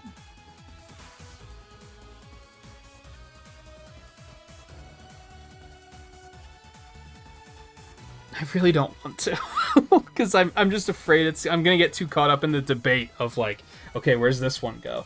Okay, where's this one go? But I think in the long run, it's probably gonna be worth it. Okay. So honestly, Black Panther is gonna go down there.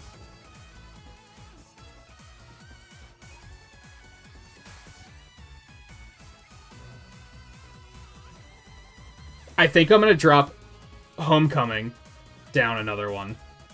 I think Falcon and Winter Soldier is going to drop down another one. Black Widow is going to drop down another one as well.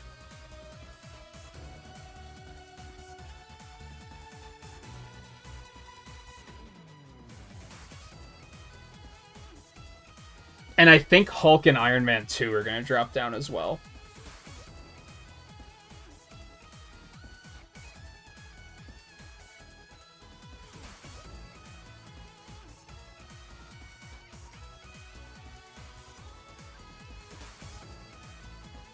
So, B, we're still going to have Guardians, Ultron, Ant-Man, Strange, Guardians 2, Ant-Man 2, Marvel, and Far From Home. And then I think Shang-Chi is going to go in B.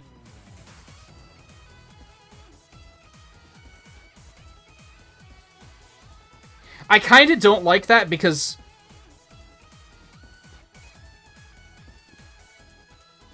it's kind of tricky, because the F tier is kind of... You'd think F tier is absolute bottom of the barrel, right? And you have to look at this as the movies being compared to each other. So Thor is kind of the bottom of the barrel, like, you know, compared to these movies. But then if I were to include the Fantastic Four movies and include the shitty reboot that came out a couple of years ago, that would be like GH. That'd be like at least J tier. Because that's just substantially worse.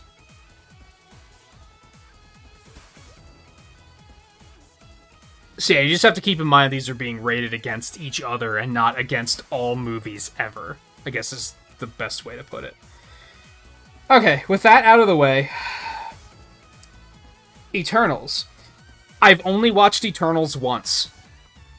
I chose to not rewatch it before I did this because it's too long. And I didn't think I'd have time. Because again, this is airing tomorrow night. It is currently Tuesday morning. This is airing Wednesday night. So I gotta get this shit done.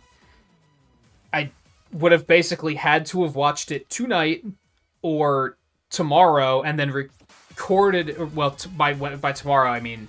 You gotta keep in mind I'm nocturnal, so I haven't gone to sleep yet. So I'll probably go to sleep shortly after this. I would have had to get up tonight, Tuesday night, watch this, record this, get it edited, get it uploading by Wednesday morning so that it'd be available for Wednesday night. I didn't want to cut it that close. So I chose not to rewatch this one. I did mostly like it. It wasn't that's not the reason I chose not to rewatch it, was because I didn't like it. I mostly liked it. It is, however, it should have been a series. It should have been a 6-hour series so that they had more time. There is a lot. There's a lot packed into this movie. And it's, I don't know, 2.5 hours? 3 hours?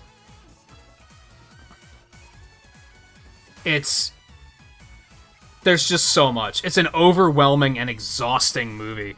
I actually had to take, like, a break. Like, 2/3 through the movie. Because there was just so much going on and so much information I was soaking up that I was like, this is just so much. It's so much to follow. And it was good. I liked it. But it was so much. I like... Again, there's no fucking villain. I mean, there is, but it falls flat on the villain front. I actually forgot about this. I don't remember what made me recall this the other day. It has a super awkward sex scene for no particular reason. So it's flawed. It has some issues for sure. I like the characters. I like that there's a lot of diversity in the team. I think there's 11 characters, and there's just a lot of different... I almost don't want to... Diversity's tricky in this particular instance, because they're aliens, right? So, can you get a lot of credit for having an Indian superhero when he's an alien? He's not actually Indian. Right? And you have a black superhero, but he's an alien. He's not actually... Anyway. On one hand, I think it was when I was watching the making for this. It was when I was watching the making of Eternals and the making of Moon Knight, where they were talking about diversity a little bit. And it kind of put it into perspective for me, because previously I've always been like... Whenever people complain about diversity, they'll try to use the excuse of there's no one there for me to relate to. And I think that's a very shallow and faulty argument, because me personally, I don't only relate to characters who are white men. Characters are more complicated than that. People are more complicated than that. You can relate to a lot of people on a lot of different things other than just your gender and your skin tone. So I think as an adult, that's a very faulty argument. However, they started talking about... basically what it comes down to is that kids have a very more simplified view of things, which makes sense. They'll be watching a movie and they see someone who looks like them, and that resonates with them. And I was like, you know what? That makes sense. Like, little kids. I get it. I get it. That makes sense. I think as an adult, I think that's very flimsy logic. Oh, I can't relate to this character because they're not like me. It's like, oh, so I'm not allowed to relate to I can only relate to white male characters who are straight and are in their mid-30s. If they're in their 20s, I'm not allowed to relate to them.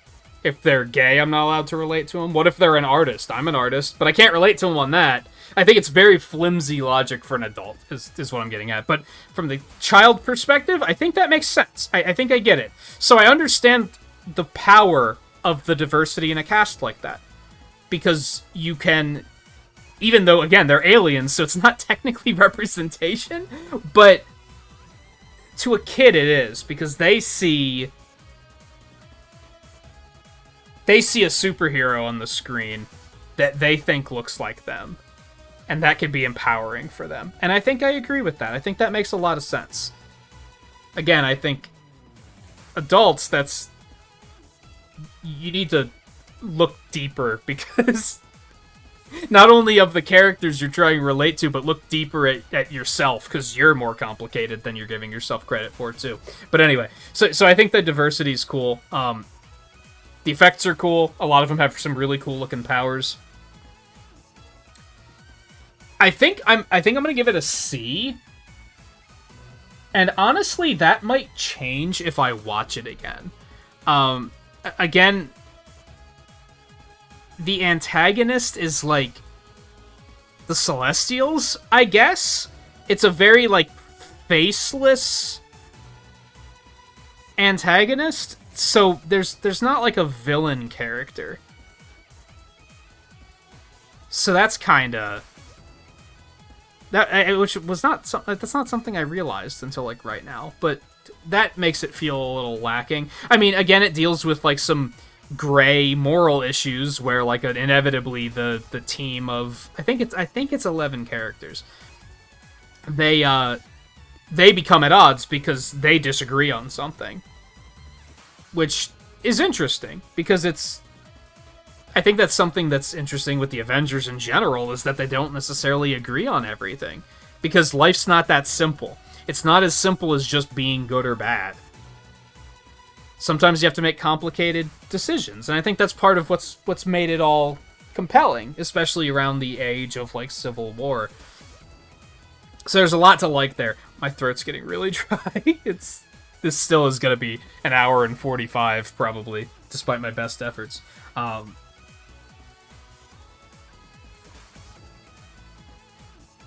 Yeah, I need to watch it again at some point.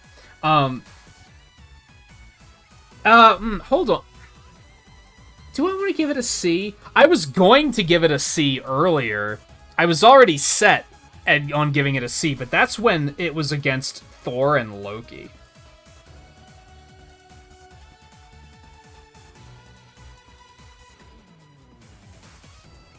I'm going to err on the side of caution again. And I think I'm going to put it in D. I think if I were to watch it a couple more times, my opinion might change. For better or worse. I think there is some stuff to like there. I think it is also very flawed, though.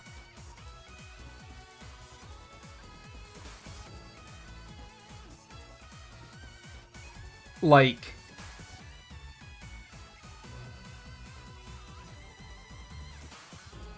just looking at it by comparison, I would watch all the movies in C before Eternals. More or less. I would also probably watch it before... I'd probably watch Dark World first, before Eternals, honestly.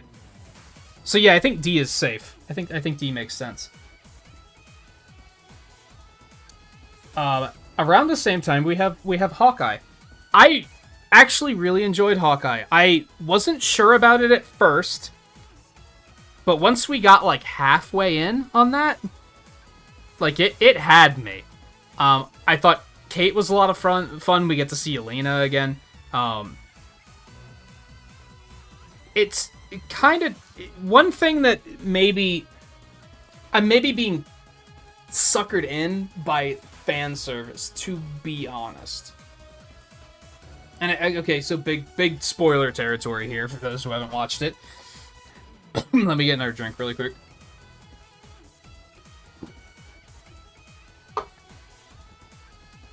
It starts out with the antagonists being the tracksuit mafia. And it eventually gets to a point in, like, the last 2 episodes, I think it's, like, right before the last episode, where they reveal that the person pulling the strings of the Tracksuit Mafia is Kingpin, which is Vincent D'Onofrio's version from the Netflix series, which is awesome, because he did a really good job with that. But if I really break it down, he's kind of short-lived, because he's only in it the 1 episode, and he doesn't... It's not as violent of a show, so he doesn't get to, like, really be Kingpin, you know what I mean? He was a very violent, temperamental character in the Netflix series, and he doesn't really get to do that here. So it's cool, because it's like, oh man, there he is! But it's also, like, could it have been better? Maybe a little bit. And without him, the Tracksuit Mafia was maybe not that interesting. I think I would give this a B. I still liked it a lot. More than I expected to, for sure.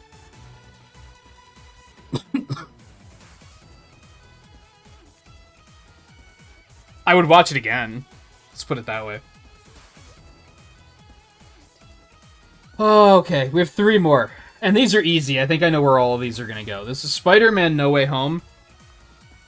I'm going to say S rank. I think Spider-Man No Way Home was super good. And for a more... to be blunt, I think a lot of people liked it because cameos. And I think it did shine a light on an issue with the fan base, because I think a lot of people will only get excited about movies if they're packed with cameos now, which is a bit of a problem. Because what happens when they don't have any cameos in them?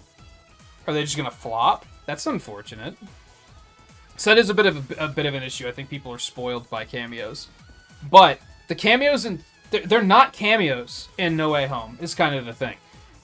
We actually get to see a continued evolution of those characters from their original movies.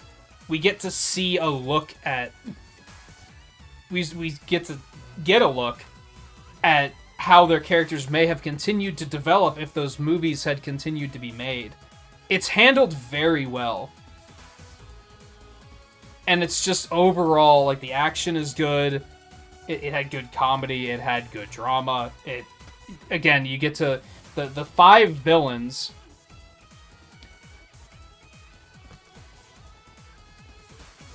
I actually don't know if all of them are if it's all with 2 of them at least, they're plucked from the moments before they die.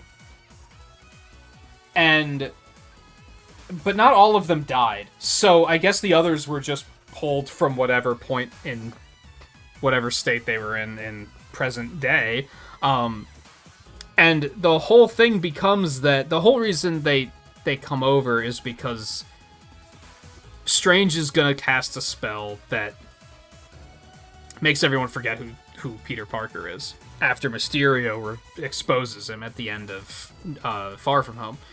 That backfires, and instead everyone that knows Peter Parker is Spider-Man is pulled into quote-unquote this universe. So it's any of the villains that knew his identity. And again, some of them were plucked from moments before they died. And basically, once Peter figures this out, he figures that we need to cure them before we send them back, because we can't just send them back to die. He's clearly dealing with the realization that you can't save everybody, but he's still doing his best. He blames himself for Mysterio dying, even though, like, if I recall correctly, Mysterio kind of accidentally did himself in. I don't really remember exactly how that went down. But it's more that he blames himself for not being able to save him. Let me phrase it that way. So that works very well. And they cure Doc Ock first, and I think that was the right choice, because you get to see... Again, you get to see that character, like, have a redemption arc. And it's the same character from the original trilogy. It's all handled very well. I could probably swoon and gush about it for another 30 minutes, about just how well each of the characters was handled. I don't know if I want to go into it that far, because I feel like most people who saw the movie are probably agreeing with the stance there. I guess what it comes down to, and needless to say, if you're still watching now and we're worried about spoilers, then it's not my fault. Let's put it that way. They bring the two Spider-Men in too, and since they haven't died, they've continued living their lives. So you get to see, again, what would have happened if those movies would have continued to pan out, and those characters would have been continued to be developed, which is just really interesting. It pays respect to the source material, which I think is what is the best part about it. It takes it all very seriously. It doesn't pull them in just as a cheap cameo. As I was okay with how they did this, but with Wanda Vision, when they bring in Evan Peters as Quicksilver, it's basically a gimmick. It's not any multiverse shenanigans. It's not actually his version of Quicksilver from the X-Men movies. It's just kind of like a gimmick meant to fuck with the audience. And I think with the format of that show that it's fine, but Spider-Man doesn't do that. They are the same characters. You could consider those movies canon to the MCU now, I believe. Although they are in different multiverses, so they're not in this universe. You know what I mean? Anyway, it was all. Clearly, I only saw it the once I saw it in theaters. It's out on digital now, but I haven't seen it again yet, because Sony needs to get their shit on Disney Plus. By the way, rather they need to let Marvel put their Spider-Man stuff on Disney Plus. I look forward to seeing it again, though. It was very good. The final series for now, because again, this is going to air tomorrow night, June 8th. That will be the day Miss Marvel has started airing.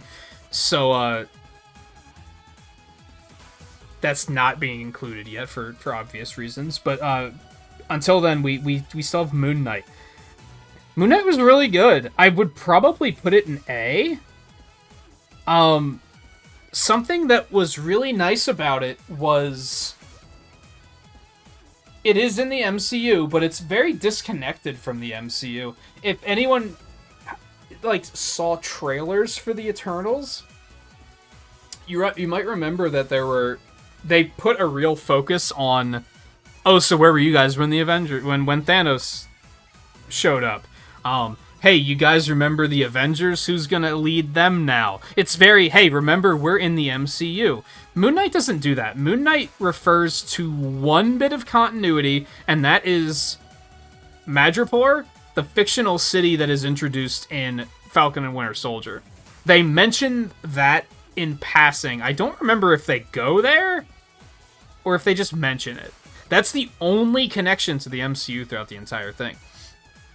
Now, we did recently learn that at one point they're dealing with some Egyptian gods, and it's mentioned that some of them are kind of missing in action, and they don't know where they are.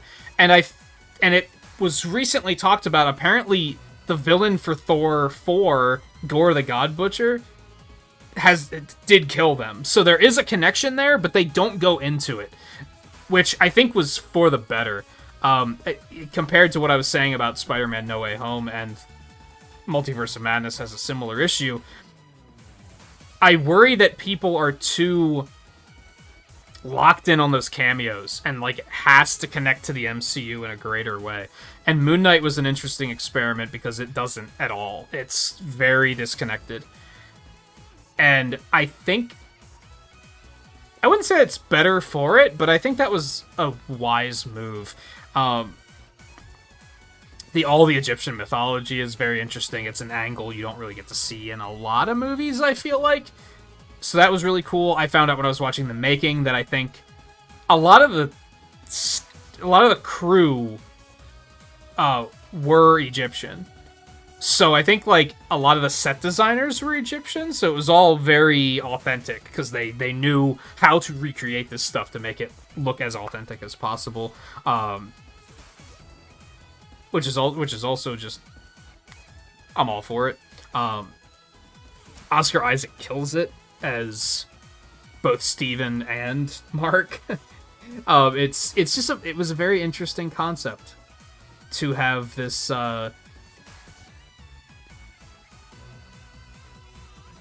character that has, I always forget what it's called, the new name for it, dissociative identity disorder, is that what it's called? And it was very interesting to see those characters grow together, and just the way he handled it as an actor, it was very good. I would almost maybe put it in S, but I do think some of the episodes were a little slow moving, but I would still recommend it.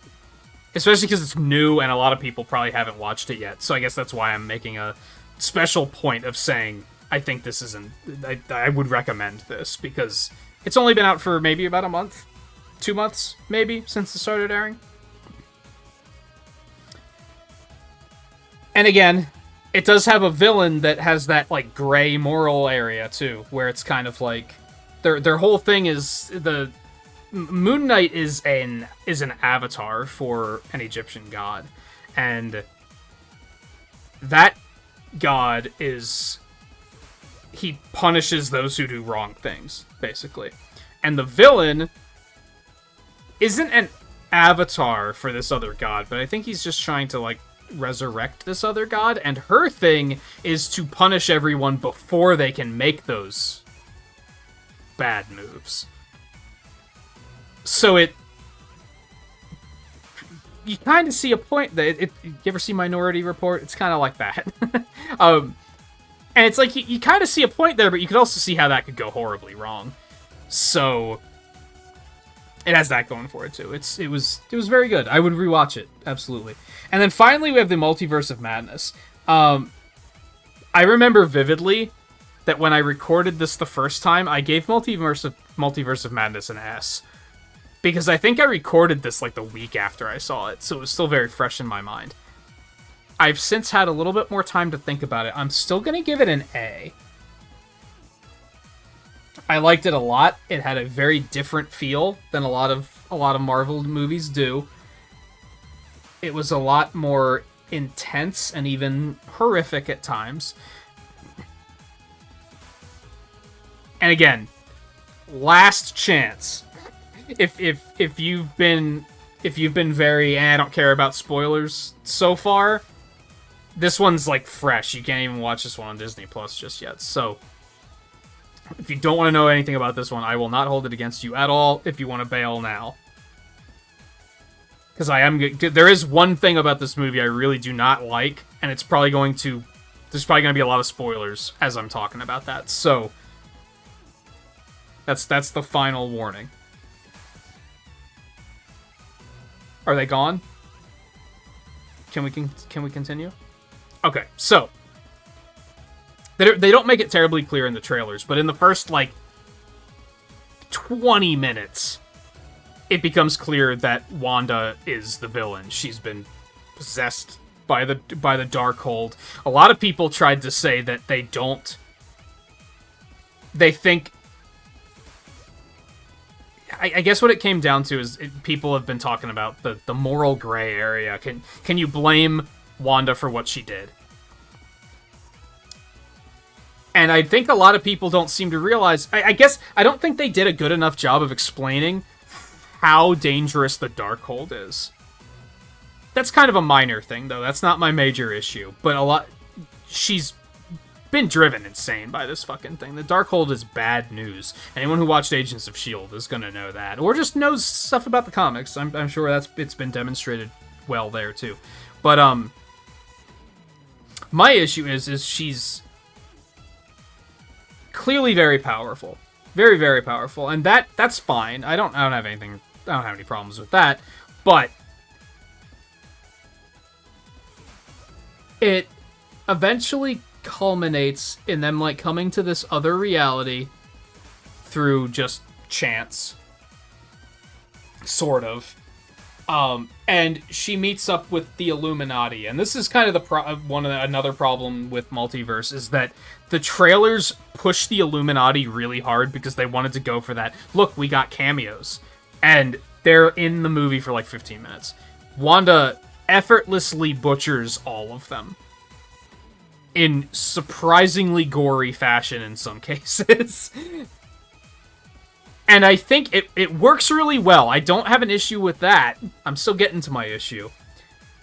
I think it actually worked very well here because it demonstrated just how powerful she is. But then later, when they track down the Book of Vijanti, is that what it's called? It's one of those things where I really only heard what they called it in the movie, but I haven't seen it in like text form, so I don't know exactly how it's spelled or said or anything. But when they track that down, she catches up to them, basically terrifies America Chavez so that she creates another multiverse portal, and then she uses her chaos magic to grab Strange and that universe's version of Christine Palmer, and she just hucks them through the multiverse portal so that they won't bother her anymore. Except they just established that she could have very easily killed them on the spot. So why didn't she? You can't just set up a villain as being that powerful and then expect us to believe that they're suddenly going to show restraint when the plot calls for it. I have a pretty severe issue with that. Now, you could say that it might be Wanda showing restraint, because she knows Strange, right?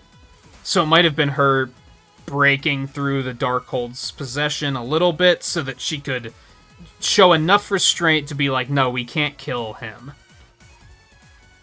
But that doesn't explain Christine. Christine is nothing to her. You'd think she still would have just killed her on the spot, right? It's very plot convenient, and that's a plot hole that I've been unable to get over. I think otherwise the movie was fantastic. She made a fantastic villain. Again, it's not a moral gray area so much, but she has reasons for doing what she's doing, even if she's been driven insane. But she has solid reasons, so you sympathize with her. It's not just, oh, she bad. So that's good. I think America Chavez was a cool new character, and I think she did totally fine. The Illuminati was cool, even if they were dispatched very easily, and in some cases may have maybe not made full sense, but they were basically there to die. That's why those characters were there. Because they had to make Wanda be a threat. They had to show, like, here's what she could do if she really was like, I'm done with you. And I think they served their purpose like that. I think a lot of people were upset by that because they were pulled in with, oh, this movie has cameos, we gotta go see it. And then the cameos pop up and they just get murdered. But I think that's what they were there to do, and I think they served their purpose. If anything, I'm now very interested. I would like to see more of that universe and see the repercussions of what she did, because she didn't follow them into that universe. What she did was she used dreamwalking to possess that universe's Wanda, and that's how she did it. So you gotta assume that version, that universe's Wanda's gonna get blamed for all this, right? Like, she just kills the leader of, like, multiple superhero teams in one swoop. In, like, less than 10 minutes. Wearing mom jeans. which makes it better, honestly. It's just amazing. So I'd be curious to see them tackle that in, like, What If. I saw a rumor that they're continuing the X-Men cartoon from the 90s, and they're making, like, a new season. I saw a rumor that is going to take place in that universe. I don't know if that's true or not, but that could be That could be interesting. I'd be curious to... Did my power just flicker? That's not what I want to see. I guess that's my sign to wrap it up. It would be interesting to see the repercussions of what happens in that universe, is what I'm getting at. And I'm curious if they're going to do anything with that over the coming years, whether it's in the movies themselves or in another in other means. It has been almost 2 hours exactly, and that's our last movie. I think I'm pretty happy with that list. I'll be very curious to pull up the first one I did and compare and see what changed. Now, it's going to be a lot different because I did not put anything in the F tier in that list. So I did split things up a little bit more here. I think that's for the better, though. There's a more even spread. I think it was either the A tier or the B tier that was, like, really bloated in the other version. But yeah, I think that's going to be it. We'll probably do another one of these at some point once there's another... I don't know, maybe in a year, once I feel like I have a good chunk of content to add to it. And do another retrospective of... Have any of these movies changed for me or anything like that? I think I'm pretty happy with this list, though. I'm sure there's some controversial opinions in there, but... That's part of the fun. Let's talk about it. Like, honestly, like, I like all of the movies. Like, even Thor, there's stuff in there that I like. So if anyone's like, oh man, Guardians of the Galaxy 2 really should have been higher, let's talk about it. Why do you think it should have been higher? What did I say something about one of the characters that you just disagree with? Like, as long as it's not a I'm right, you're wrong, I'm down for the conversation. Maybe I'll find a different way of looking at it after we talk about it. Maybe I said some things that made you go, "Oh, I never thought of it that way." I'll have to rewatch that movie and see what he's talking about. Hopefully I did. I feel like some of the movies I maybe glazed over a little bit too much just because I didn't want this to take too long. It already took 2 hours, which I think is longer than the original recording was, so oops. But yeah, there we have it. So, most importantly, thank you for watching, whether you're watching the video in general or you're watching the video premiere and hanging out in chat. I highly appreciate that. I don't know when the next crit rate's going to be, because I don't know what my next tier list video is going to be. Probably the Sonic series. That'll probably be the next one, but that might not be for a while yet. We'll see. There's still a couple of games I want to replay before I do that. But that will probably be the next one. So once again, thank you for watching. If you enjoyed yourself, don't forget to hit the like button. It helps to let me know that I should continue making content like this. If you want to see more videos like this in particular, go ahead and subscribe, and then you can keep up when I make more. With Crit Rate, I'm open to your guys' ideas. If you're like, hey, you should do one on... I mentioned earlier that if we were rating action sequences, that might be a little too complicated, but, you know, if you're like, oh yeah, you should do one on this. You've got Marvel vs. Capcom 3 music playing right now. Why don't you do one for the MVC3 roster? Just... I'm open to ideas. That was part of the fun of making a tier list series in general, is I thought it would be fun to be like, you guys could suggest ideas, and I'll be like, yeah, I could do that. Within reason.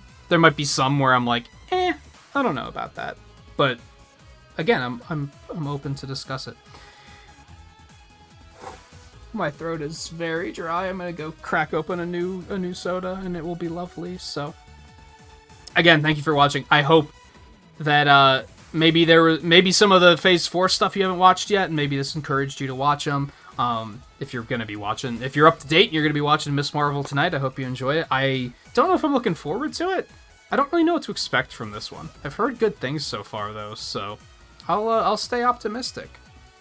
And yeah, maybe we'll do another one of these in... It probably won't be for like a year, if I had to guess. I'll want to wait till there's a fair amount of content to add. But yeah, take it easy, and I will see you guys around, whether it's in another episode of something or other, or in a stream. Regardless, it'll be good to have you. Until then, take it easy.